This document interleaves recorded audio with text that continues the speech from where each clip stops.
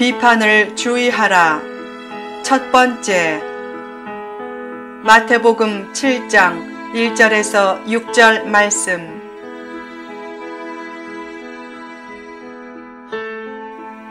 상대의 입장이 되어보라. 미국에 이혼을 강력히 반대하는 한 목사가 있었다. 그는 가는 곳마다 소리 높여 이혼을 정죄했다.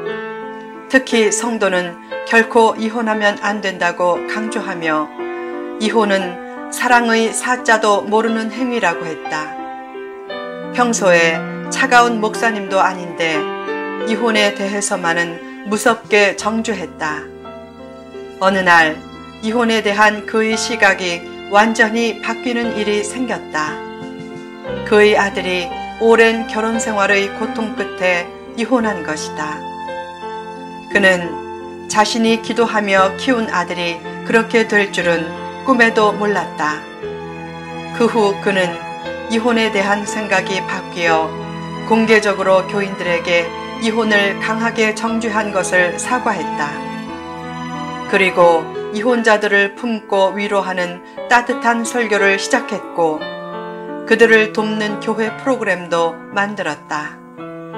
그렇게 한 것은 이혼해도 좋다거나 이혼을 편하게 여기란 뜻으로 한 것이 아니었다. 이혼이 최선이 아님은 분명하지만 그래도 어쩔 수 없이 이혼하는 상황도 생길 수 있기에 누군가의 이혼을 쉽게 정죄하면 안 된다는 것을 배운 것이었다.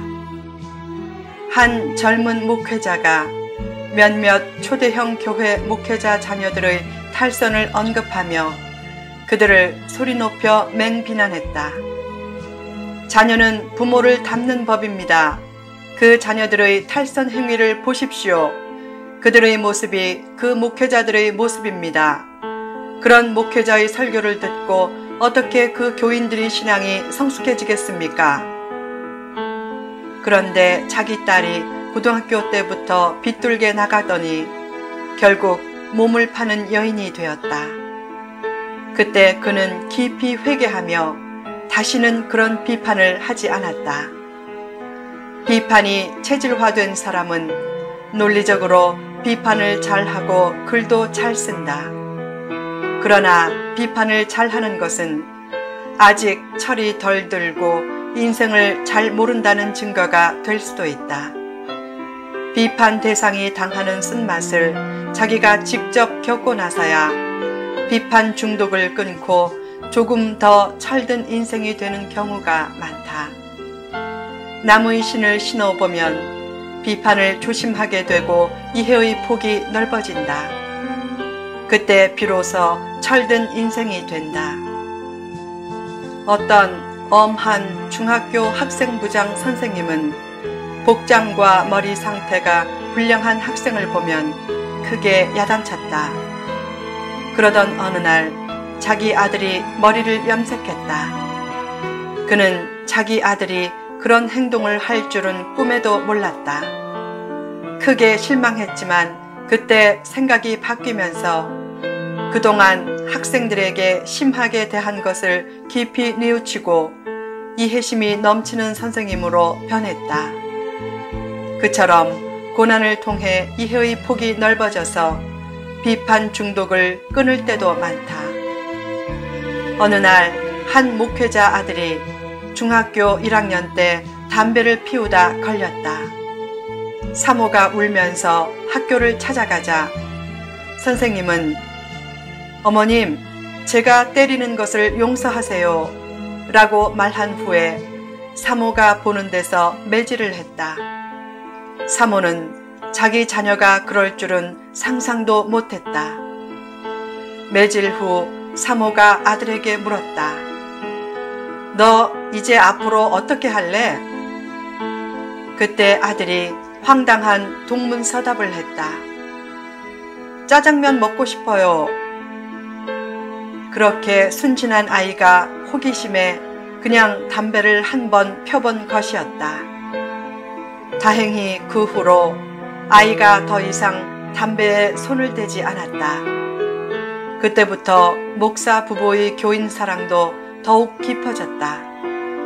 모태 때부터 믿음과 기도로 키웠던 아들도 그렇게 탈선할 수 있는데 하물며 교인들 중에 탈선하는 교인이 왜 없겠느냐고 하면서 교인들을 더욱 이해하고 품었다. 인디언 속담처럼 친구의 신을 신고 오리를 가보기 전에는 그를 쉽게 판단하지 말라.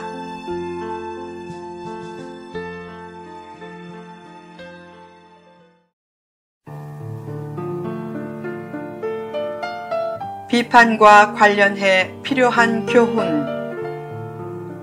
본문에서 예수님은 비판과 관련된 중요한 교훈을 준다.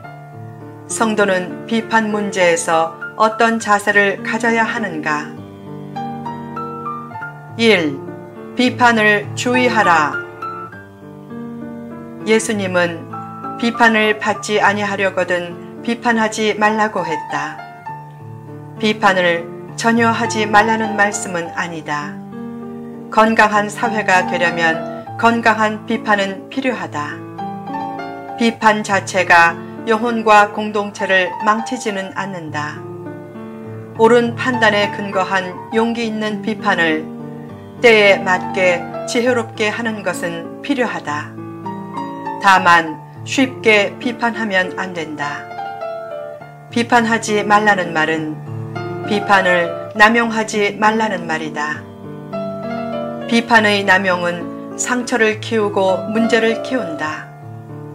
비판과 비난은 다르다. 정당한 비판은 문제를 해결하지만 남용된 비난은 문제를 더 악화시킨다. 비판을 잘하는 사람은 자신이 바르다고 생각한다. 그러나 그가 생각하는 바름이 문제를 더 얽히게 만들고 공동체를 어렵게 만들 때가 많다. 오직 발음과 그름 문제만 생각하기 때문이다. 중요한 것은 정당한 비판을 잘 받아들이게 하는 지혜다.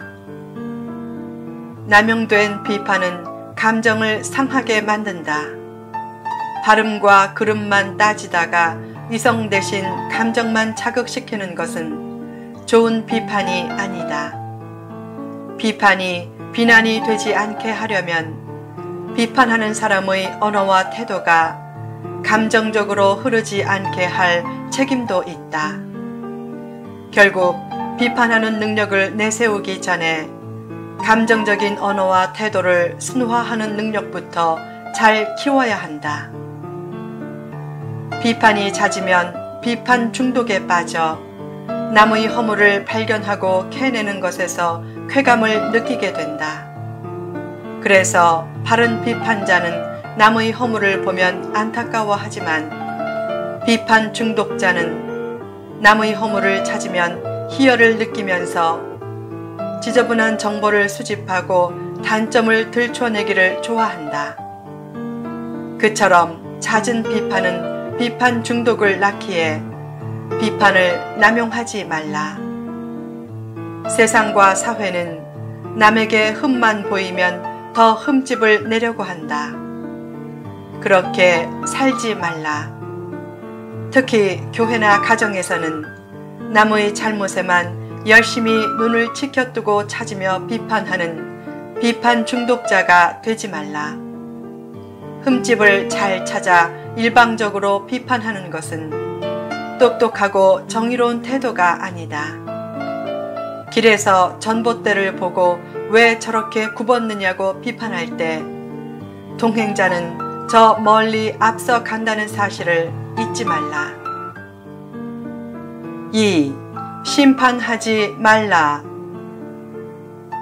본문 1절에서 비판이란 말은 원어로 심판의 뜻을 포함하고 있다. 결국 비판하지 말라는 말씀은 심판하지 말라는 말씀이다. 왜 심판하지 말아야 하는가? 사람은 최종 심판자가 될 수 없기 때문이다. 심판의 주권은 하나님께 있다. 그 주권을 망각하고 남을 심판하듯이 말하면 오히려 자신이 하나님의 심판을 받는다. 비판은 잘못을 바로 잡으려는 것이지 사람을 심판하고 정죄하려는 것이 아니다. 비판을 함부로 하면 자신이 의인이란 교만한 착각에 빠지며 정죄하게 되기에 하나님은 그런 사람을 먼저 심판하신다. 많이 아는 것 때문에 심판자가 된 것처럼 비판하는 습성이 나오면 차라리 모르는 것이 낫다. 심판자가 된 것처럼 행동하는 것만큼 하나님의 심판을 받게 하는 위험한 태도는 없다. 지식과 경험이 많아도 심판자가 된 것처럼 정죄하는 태도는 최대한 삼가라. 심판하지 말라는 말씀의 더 차원 높은 의미는 자비를 베풀라는 말씀이다. 동정하고 동감하는 자비로운 마음에서 소통이 이루어진다. 소통을 잘 한다는 것은 대화를 많이 한다는 것이나 대화술이 뛰어나다는 것이 아니다. 뛰어난 대화술을 가지고 대화를 많이 해도 불통임을 느낄 때가 많다. 소통을 잘 한다는 것은 자비로운 마음을 가지고 자비를 베풀 줄 안다는 것이다. 사람은 남을 심판할 자격이 없다. 더 나아가 남을 심판할 능력도 없다. 사람은 모든 측면을 다 볼 수 없고 현재 알고 있는 정보도 부족한 경우가 많다. 게다가 정확한 판단 능력도 없다.